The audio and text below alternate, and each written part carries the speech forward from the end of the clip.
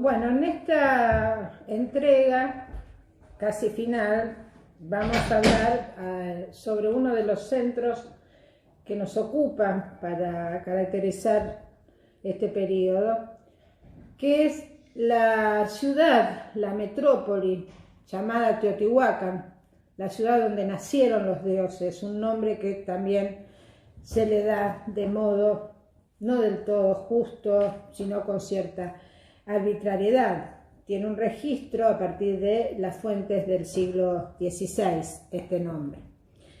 Teotihuacán tiene una larga periodización que va desde las fases del preclásico, más o menos localizada hacia el 400 antes de Cristo, hasta el 750 después de Cristo. Tenemos varias fases para comprender su construcción pensada y planificada casi desde el principio, porque seguramente fue repensada y planificada a partir de los comienzos casi del protoclásico, cuando llega a su región, a su espacio, esa población que huye de Cuicuilco por la erupción del Citra que tantas veces ya hemos aludido.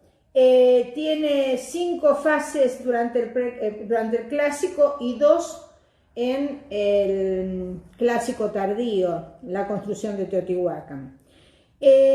¿Por qué es importante hablar de este centro? Bueno, es el centro rector único y hegemónico durante todo el clásico mesoamericano en la región central del altiplano mexicano, en la zona del Valle o el centro de México, como tantas veces hemos dicho.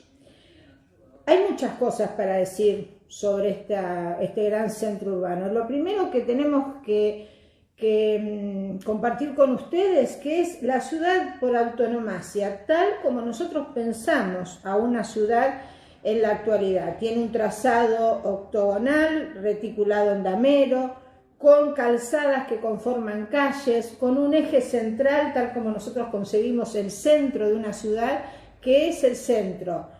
Primeramente, el centro original prístino, el centro ceremonial del preclásico, que luego después fue conformándose en el centro, no solamente cúltico, sino también político, administrativo del gran estado teotihuacano. Su emplazamiento la hace claramente diferencial de otras ciudades que conocemos para el periodo clásico, como los centros mayas, que componen un conjunto definido por unos pocos elementos: la plaza, el juego de pelota, los llamados templos, los llamados totalmente arbitrarios palacios, mientras que también no es para nada parecido a Monte Albán, que es una ciudad que desde la altura va cayendo y se despliega desde las montañas hacia la ladera, como un desplazamiento que da lugar a diferentes conjuntos. Ninguna de las ciudades del mundo maya, ni el centro rector de Oaxaca, para el clásico se parece a Teotihuacán. Teotihuacán es una ciudad tal como nosotros lo pensamos en la actualidad. Por otro lado, Teotihuacán también, desde el punto de vista de la organización sociopolítica, es el primer estado prístino de Mesoamérica, y en ese sentido, como estado original, como estado prístino, comparte estas características con aquellos primeros estados del Valle del Nilo, del Valle del Indo, de Mesopotamia, y también como el que vamos a encontrar para los Andes centrales en la costa cuando nos ocupemos de esos temas, ¿no? El problema del origen del Estado en Teotihuacán ha tenido muchos abordajes, pero tal vez el que más nos interesa aquí retomar, por un elemento que vamos a desarrollar, es aquel que hace alusión a 2 aspectos que están vinculados a la realidad teotihuacana. Por un lado, los aspectos que hacen del Estado prístino-teotihuacano como un estado inicialmente teocrático. ¿Por qué? Porque, bueno, en el clásico, como todos sabemos, la religión adquiere las características centrales, casi todas las características centrales que van a permanecer hasta el momento de la invasión europea. Casi todo el panteón mesoamericano se consolida en el clásico y siguen siendo en los primeros estados y en las primeras etapas de los estados quienes gobiernan aquellos que están asociados al control de saberes como el calendario, la escritura, el manejo del tiempo, vinculados a lo cultico. Son gobernantes que podríamos llamar de algún modo sacerdotes, con un nombre que siempre decimos es arbitrario. Este estado teocrático se va a mantener como tal en Mesoamérica, en Teotihuacán hasta la fase Xolalpán, esta fase casi final de Teotihuacán que va del 400 al 600 después de Cristo, donde ya no queda ningún sector rural ninguna población que esté, viviendo en el ámbito rural. Toda la población, aún aquella que trabaja por fuera de la ciudad, vive en la ciudad. Esto da cuenta de la consolidación del control del Estado sobre toda la población. Recién en esa fase, en la fase Xolalpán, va a cambiar las características de este Estado y va a pasar a ser un Estado secular. De esto queda cuenta cuáles son los indicadores materiales de este cambio, que la residencia de los gobernantes de este Estado pasa del templo Quetzalcóatl a la ciudadela, que es un edificio ya no vinculado a lo cultico.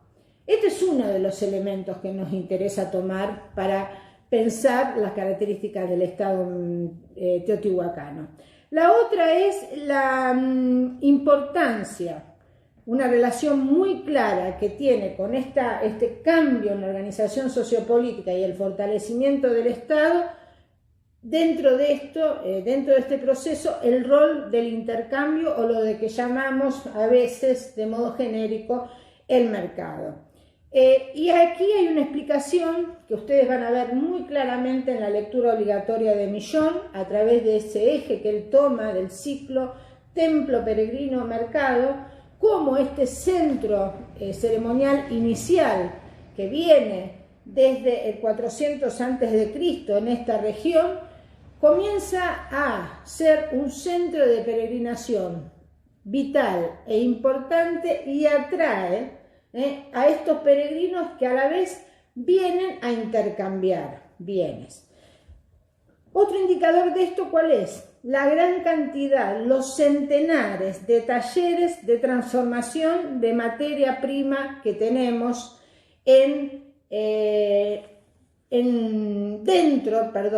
dentro de los límites de la ciudad teotihuacana. Al respecto, para poder dar una cuestión clara de la importancia que tiene el rol del intercambio en el fortalecimiento del Estado teotihuacano, tenemos que volver a un elemento que ya venimos planteando, que es cómo este centro, como tantos otros, pero concretamente este centro, está emplazado en un enclave estratégico donde se da un cruce de rutas, tanto con las rutas que vienen de la frontera norte, aquellas que van hacia la costa, van y vienen, por supuesto, hacia la costa del Golfo, como su vínculo con Oaxaca y las tierras mayas, ¿no?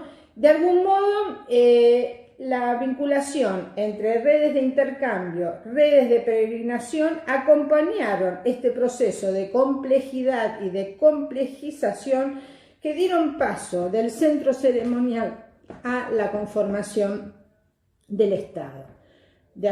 Por así decirlo, el paso de la jefatura al Estado. Esto que no puede sostener con una mirada marxista ortodoxa la lectura de Manzanilla a través de la lectura que ustedes tienen que hacer, donde no deja de reconocer que Teotihuacán es el centro urbanístico por excelencia, es la gran ciudad del Valle de México, pero le niega el estatus de Estado, ¿no?